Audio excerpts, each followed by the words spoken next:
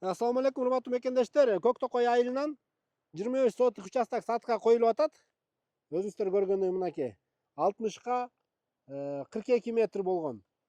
Тагыраак дареги туугандар, аркадан чыккандан эле комбайндан кирсеңиздер болот, же болбосо өйдөрөөк жактан кампадан да кирсе болот.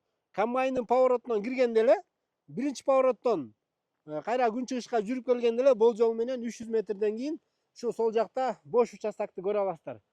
Баасын туугандар 2 миллион 800 миң сурап жатышат. Жалпы 40 сотық, ушунун 25 сотығын бөлүп сатам дейт.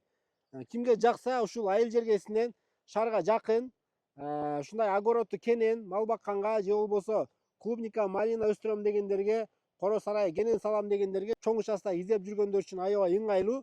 Трассага да жакын. Бул жолдон маршруткалар тынбай каттайт, таксилер тынбай каттайт. Кимге жакса төмөндө экрандан номерге чаласыздар. Бул жакта кадимкидей эле көчөлөр түшүп калган, светтер баары кирген. Видеону группаларга жөнөтүп коюңуздар, видеого лайк басып коюңуздар.